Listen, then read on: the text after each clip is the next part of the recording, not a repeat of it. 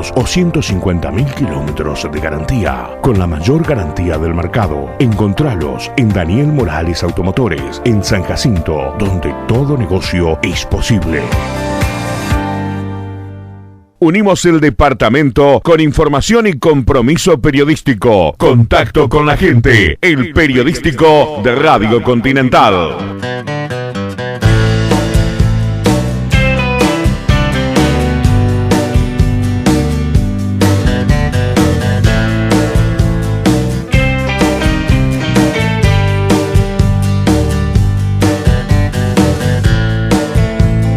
Tengo los ojos cerrados, ya no me quiero ni ver, aunque me hablen de al lado, no entiendo. Desde la mañana con 25 minutos vamos a recibir con muchísimo gusto al consejero de ANEP, Juan Gavito. Estamos a una semana exactamente de que se realice un nuevo paro a nivel de la educación y bueno, hay distintos planteos que se hacen siempre que se anuncia una medida de estas características y además tan general que vale la pena conversar y analizar. ¿Cómo anda, Gavito? Buen día, bienvenido. Buen día, gracias por el contacto. Un placer recibirlo. Bueno, le consulto, ¿cómo se está visibilizando desde la ANEP, desde la Administración Nacional de Educación Pública, la medida que se va a llevar a cabo el próximo día miércoles? La próxima semana, perdón. En realidad, un poco habituados ya a estas interrupciones, lamentablemente, que perjudican a los más necesitados, ¿verdad? Siempre decimos lo mismo. Hay un discurso que dice que dice adherir al principio que está en la ley, por otra parte, de que la educación es un derecho humano fundamental.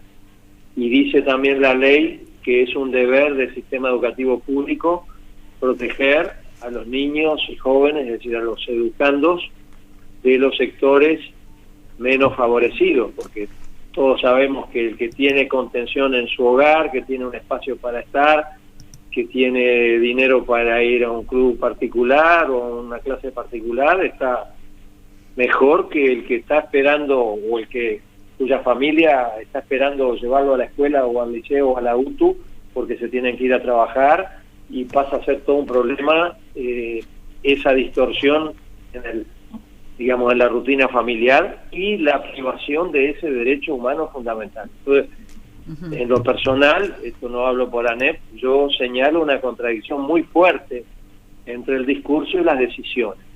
Sobre todo porque estas decisiones son una gimnasia sindical respetable, pero que no conducen a nada, o sea, no cambian la realidad que se quiere criticar o contra la que se quiere incidir.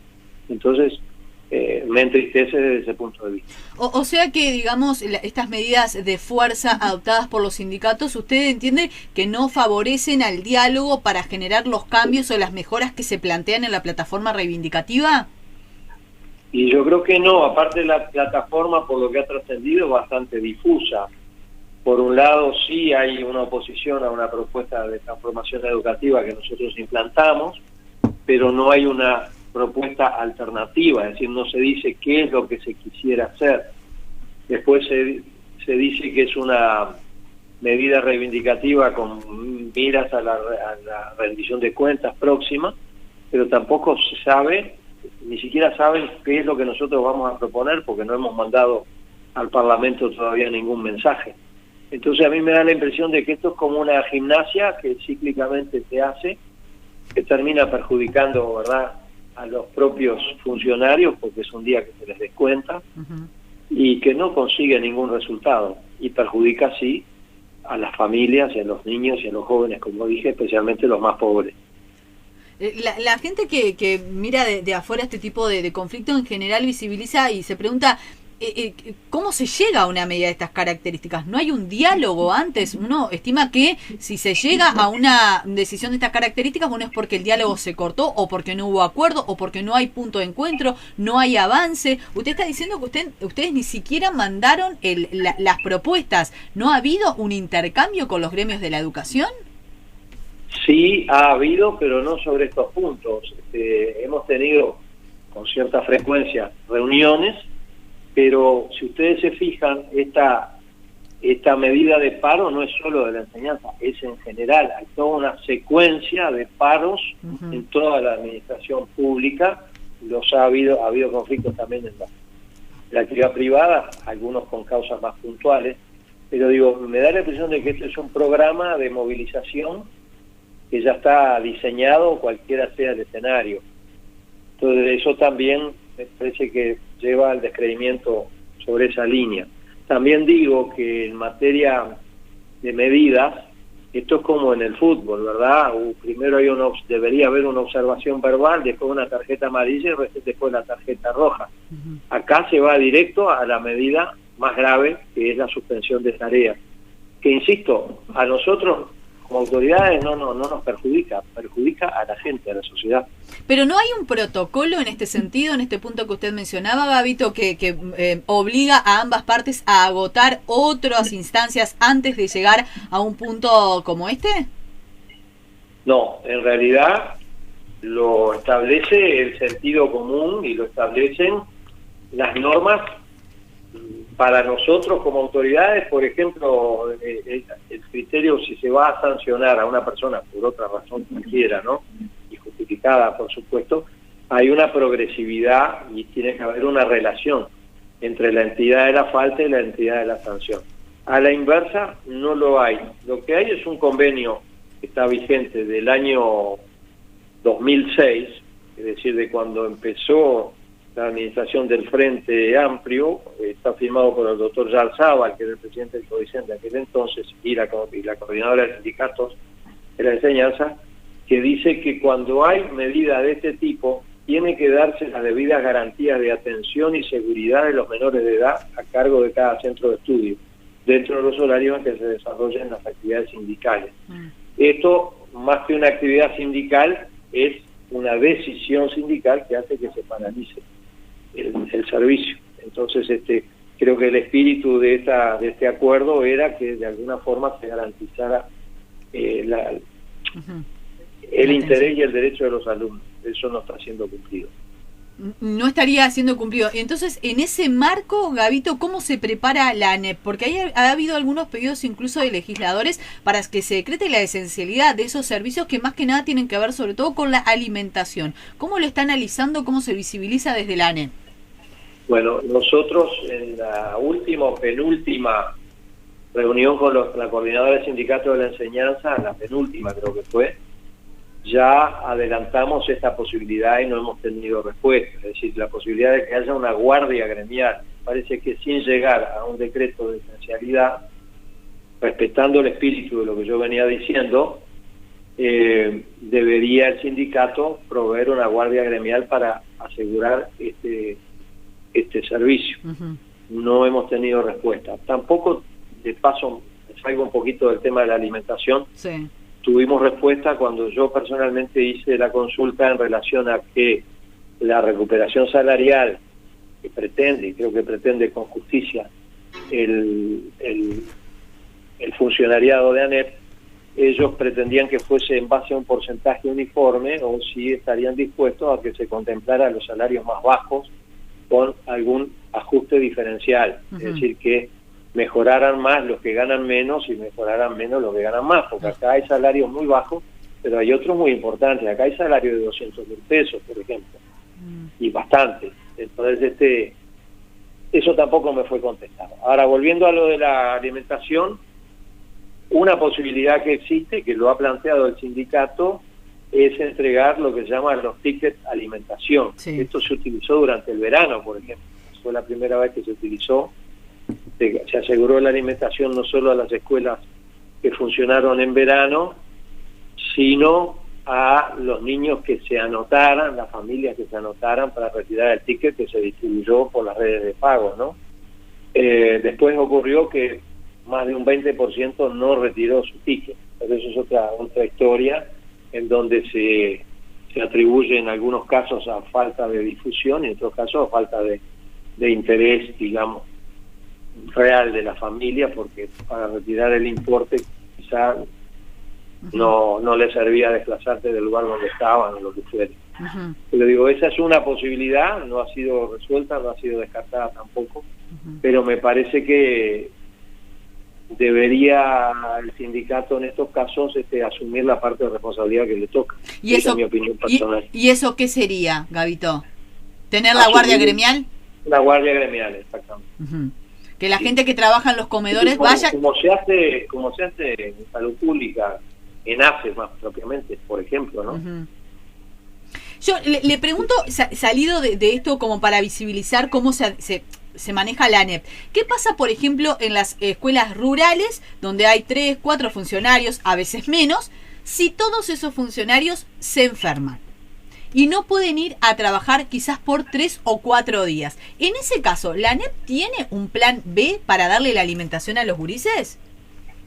Bueno, no solo en las escuelas rurales, también están los internados rurales de UTU, algún liceo rural, o sea, la ANEP da servicio de alimentación en muchos niveles. El plan B normalmente es, como dije antes, una asistencia directa en dinero, ¿verdad?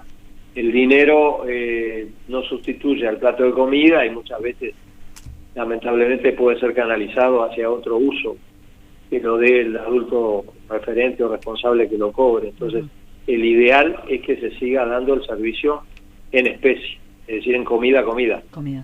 El plato de comida. Pero bueno, y en ese caso, si se enferma la cocinera, si se enferman todos los funcionarios, ¿cómo se hace? ¿Se les da igual el ticket de alimentación? ¿Está totalmente automatizado eso, digamos, Gabito? No está automatizado. En esos casos se confía, como se hizo toda la vida, en las comisiones de apoyo, en los grupos de padres. Hay maestras que lamentablemente tienen que remangarse y ponerse a cocinar. No es lo deseable, no les corresponde, no es su obligación. Pero bueno, como siempre digo, nos pasa en nuestra casa también, ¿verdad? Nosotros tenemos una distribución de tareas y a mí habitualmente no me toca fregar, pero lo hago con mucho gusto cuando me toca. ¿Me explico? Sí. Yo creo que tampoco hay que magnificar, llevar al extremo las situaciones excepcionales y asumirlas como tales, ¿no? No es lo deseable, pero es lo que hay que encarar. Pero siempre que sean más una excepción que la regla, ¿no? Porque también pasa, tiene que ver mucho con nuestra idiosincrasia, que lo que es provisorio se transforma y después queda como que, bueno, a que cocine la limpiadora, no vino la cocinera, que cocine la limpiadora, que deje los guantes y que se ponga a cocinar. Situaciones que también se dan lamentablemente. Sí, no es lo habitual, pero en esos casos también está faltando un poquito me parece, de solidaridad entre las personas y entre los propios trabajadores. Nosotros tenemos más de un 10% de la plantilla certificada, con distintas afecciones, con distintas situaciones, y hay veces que son reales y hay veces que hemos comprobado gente que está certificada en lo público y trabaja en lo privado, por ejemplo. Entonces es difícil. Tenemos 65.000 funcionarios, imaginen ustedes lo que es la radio o el programa, y ya supongo que tendrán un mundo ahí adentro. Multipliquen eso para una dimensión de 65.000 funcionarios, 3.000 locales, 700.000 alumnos. Las situaciones se dan, claro que sí. Bien. Lo ideal sería como ir trabajando para que cada vez se den menos esa necesidad de que haya como una solidaridad entre todos, ¿no? Porque en definitiva lo que tiene que haber es como, me parece a mí, ¿no?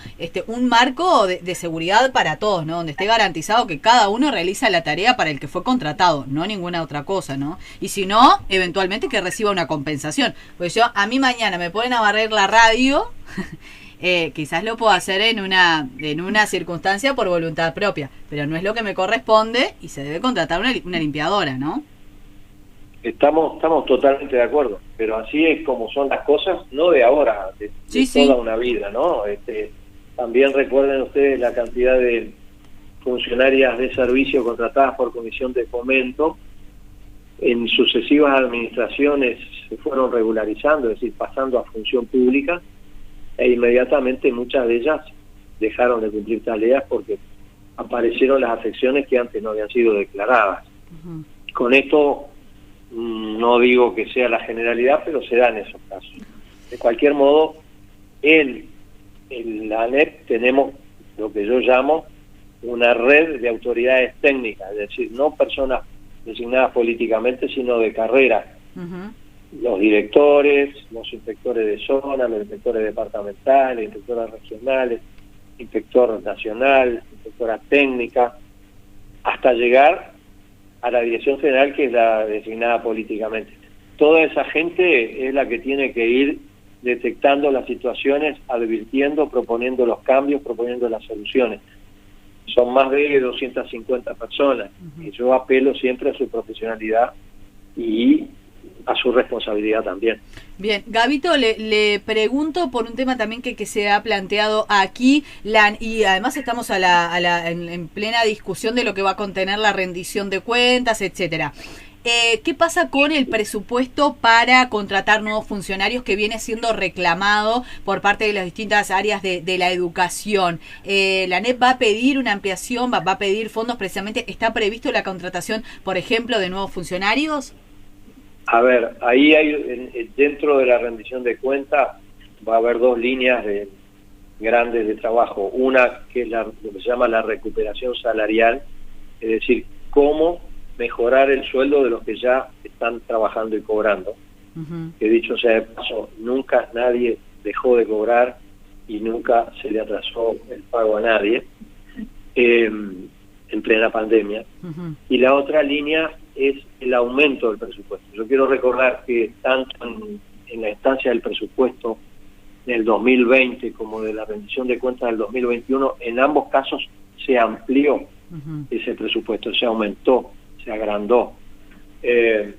Esa segunda cuestión es la que a su vez se abre, por así decir, en dos líneas: aumentar los cargos que ya existen o el tipo de cargos que ya existen, o financiar las innovaciones educativas que nosotros estamos impulsando. Caso concreto de los liceos y UTU de tiempo completo, denominados Centros María Espínola.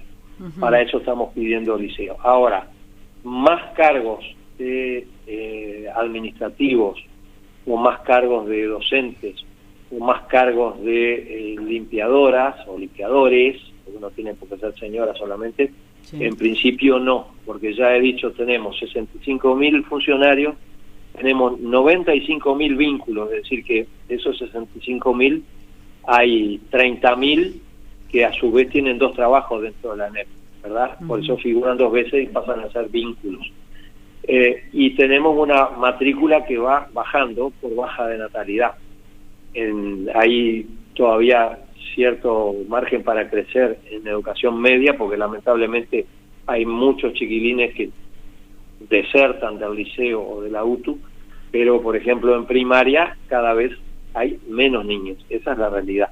También hay otra realidad que ustedes conocen, y es que hay lo que se llama la movilidad horizontal, es decir, si bien el promedio total disminuye, hay zonas en donde la gente se va y van quedando vacías. Entonces ahí tenemos las escuelas rurales con un niño, con dos niños, con tres niños, y tenemos zonas de la costa, caso Ciudad de la Costa precisamente, en Canelones, Ciudad del Plata, en San José, lo que antes era Rincón de la Bolsa, y el área periférica de Montevideo, que tiene un aluvión de gente, entonces hay que prever el crecimiento ahí.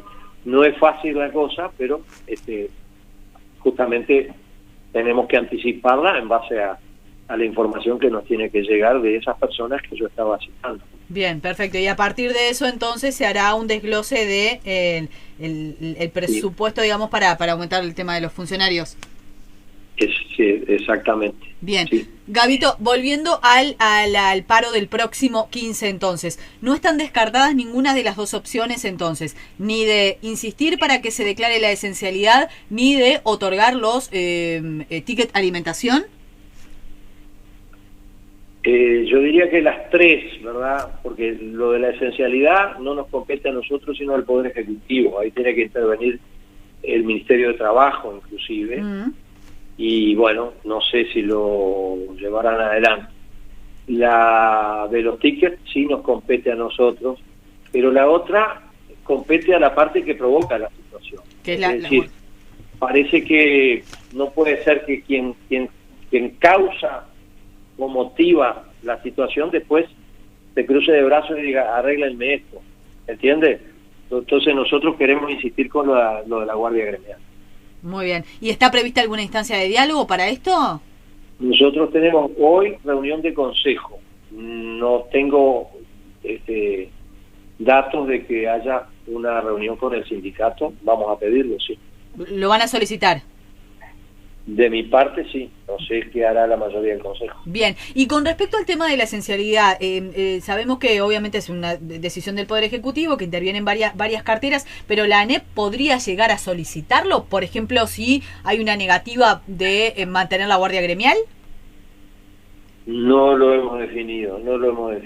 Desde el punto de vista jurídico, la esencialidad en este caso es discutible, porque según como uno entienda el servicio de alimentación, si hay riesgo alimentario, claro, entonces sí, pero el ente nuestro no es un ente encargado de dar de comer, lo digo así medio groseramente para que se entienda. Nuestra misión institucional es proveer un servicio educativo que se complementa desde hace años en una política de Estado con la alimentación para que los estudiantes tengan mejores condiciones, incluso de comprensión y de permanencia en el centro, pero también de socialización y de educación. Por eso las maestras tienen que estar en el comedor. No es que se larguen los niños al comedor y nada más. Entonces es discutible bastante el concepto de esencialidad. Yo creo que sería más razonable decir que, bueno, frente a una interrupción, si verdaderamente hay solidaridad social y si verdaderamente se respeta como derecho humano fundamental la educación, debería haber guardia gremial. Bien. Antes de despedirlo, vamos a estar atentos a lo que surja hoy en esta reunión y en las próximas horas. Quiero señalar algo que usted mencionaba y me parece que hay otras áreas del Estado que podrían tomar este ejemplo. Y usted hablaba de un aumento salarial o recuperación salarial diferencial, ¿no? Como a veces le pasa a los jubilados, etcétera, que de determinado tope para arriba ganen, o sea, el porcentaje de aumento sea un poquito menos. Sí. Bueno, porque bueno, también está en discusión, también le comento aquí en el programa, esto del aumento que se va a dar para los empleados públicos, ¿no? Que es el mismo porcentaje para los que ganan 300, 400 mil pesos que para los que ganan 60 o 70 mil pesos, ¿no? Que también podría, me parece muy interesante lo que usted acaba de decir. Ojalá que lo apliquen en otras áreas del Estado, que se pueda hacer un aumento o una recuperación diferencial. Gracias. Sí, ojalá que así sea, vamos a ver qué pasa. Gracias, Gabito, por este rato aquí en Radio Continental, un gusto escucharlo como siempre. Bueno, a las órdenes. Que pase muy bien. Bueno, me quería quedar con eso, porque lo dijo...